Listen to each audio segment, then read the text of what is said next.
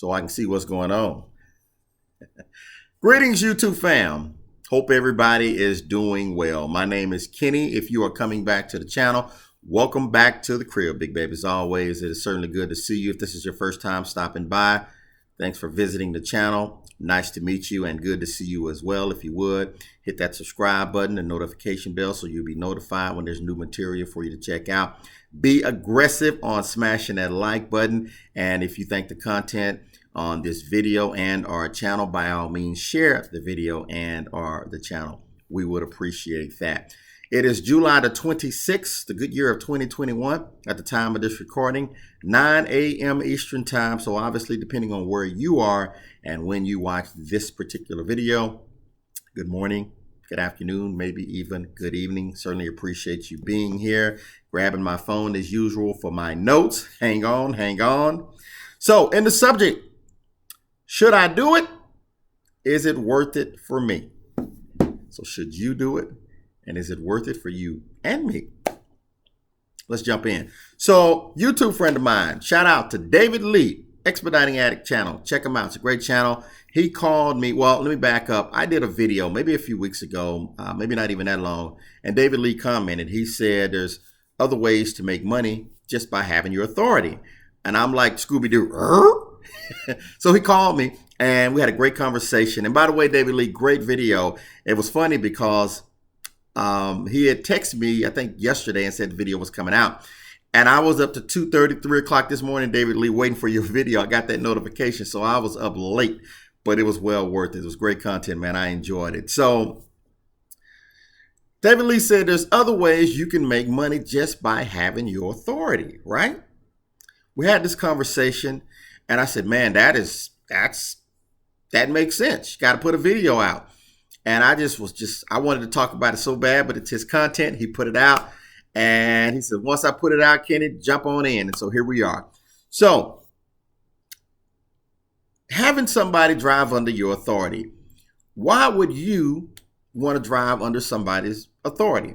So the guy that's going to be driving under David Lee's authority just bought a brand new truck. I think it's a Ford. David Lee, jump in the comments if I get this wrong here. It's a Ford. I think he spent upwards of $60,000+ for the truck, an additional $18,000 for what I believe the 40-foot flatbed trailer. Looked like he's going to be doing some hot shotting, and really, really nice truck. So he was in the process of starting his trucking company, and when he got to the part where it was time to get that insurance, a lot of money, man, a lot of money. That is one of your biggest expense outside of obviously your truck. And that number varies from person to person, depending on where you are, meaning what state you're in, your zip code, your driving record. It's a new authority. In some cases, even your credit. Okay. Not only are you going to pay once a month, unless you're paying annually, but in most cases, we pay once a month. You're also going to have a down payment. And that varies for everybody. And so I've seen down payments be as low as $1,500. I've seen it be as high as $5,000. I mean, I've seen people's monthly payment as low as $1,200. I've seen it $2,200 on the high end and maybe even $2,500. It just depends. It can certainly be higher in power only. So, I mean, that number is all over the place. So him and David Lee linked up some kind of way. And he said, look, man, come up under my authority and save some money. And that's what they're doing. Now, David Lee didn't talk about the deal they got structured. So I'm not going to assume. I'm going to say if it was me, the kind of deal that would have to be in place, it would probably be a split, maybe an 80-20 split. I would get 20% and the owner operator would get the 80%.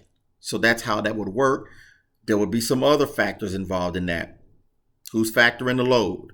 Is he going to be using my dispatching service? Am I going to do the dispatching? Do I have a good enough relationship with brokers where I can do it? So, I mean, there's all kind of ways that you, the person who has the active authority, can make revenue without even moving, right?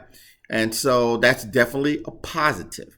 So I get it, David Lee. That's money, even if you're not driving. Now, if you are driving your truck, well, that's even better, right?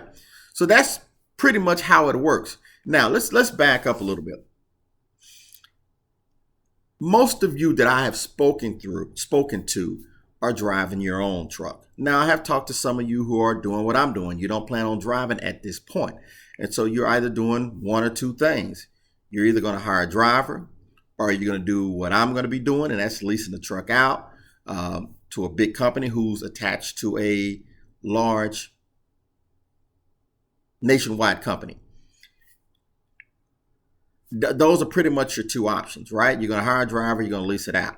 Or I guess the third option is do what David Lee is doing here and having somebody run up under your authority.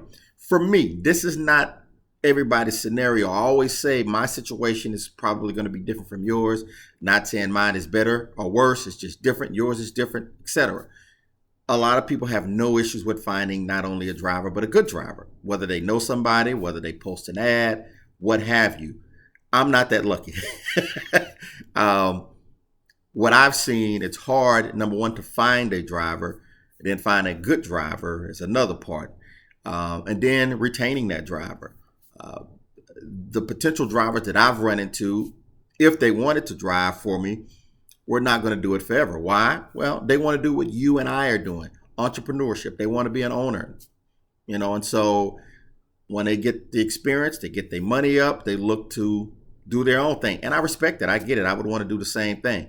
Obviously, if they're driving a box truck, for a lot of people, this is an introduction to trucking. They want to move on to semis. They may want to do, what this guy is doing running under David Lee. They may want to do the hot shot, expediting, whatever. And so, what I've seen, for me, it's been hard to find and certainly find a good driver and retain a driver. Now, on the semi side, not as hard because you can pay them more. Semis are going to make more money in most cases, in my opinion. And so there's that. But, if you're owner operator, you have your own equipment and you want to run under somebody else's authority, that might work. I say that might work. Again, there's always pros and cons, right? That is your CSA score on the line. By the way, guys, that's compliance, safety, accountability. Yes, that's what it is. Compliance, safety, accountability. That is your CSA. And so everything they do, good or bad, affects your business. So you got to keep that in mind. Do you know this person? How well do you know this person? Do you trust this person? That's what you got to know. And the same thing, if you've got somebody driving as a driver for your trucking company, they're working for your company, so how well do you know them? You can run a background check, but some things you just don't know until they're out there. So you got to be careful. You got to be smart and make good decisions. So is it right for you? Is it worth it? That's the question. I don't know. I mean, that's a tough one.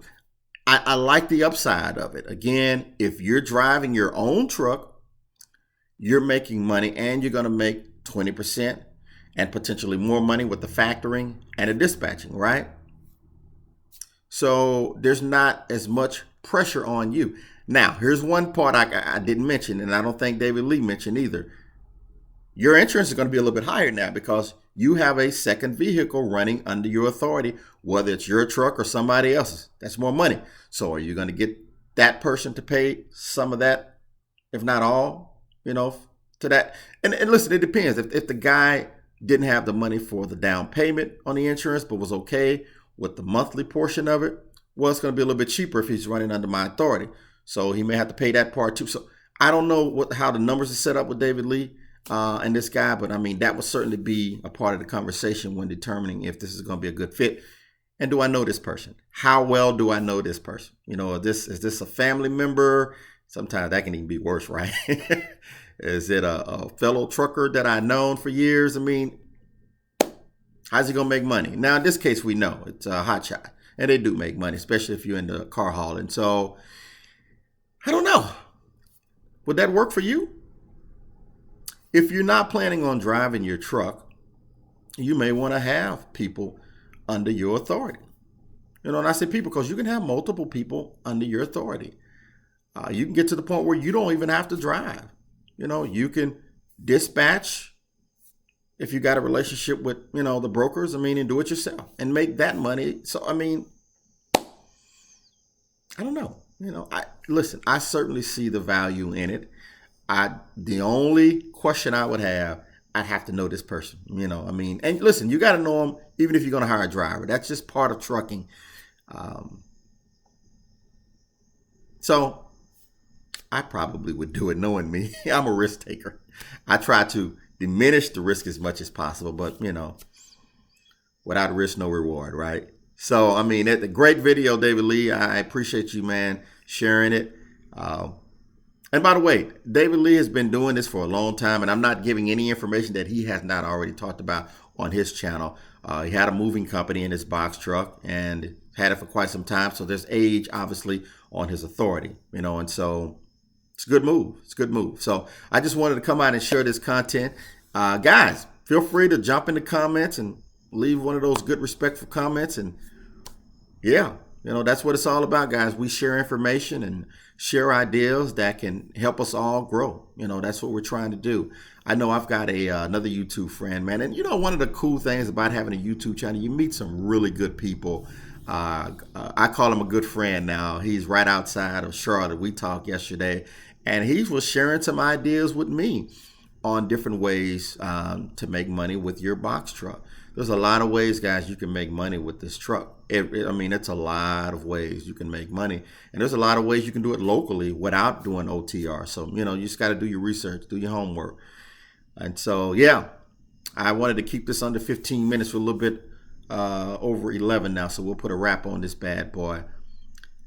But I think that's a value. Letting someone go up under your authority. It may be a good fit for you. It may not be a good fit for you. But what is always valuable is options, right? We always look at different options and see if it's going to be a good fit for you and your organization. All right.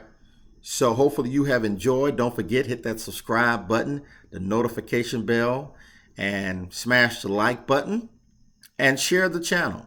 Share the channel with like-minded people.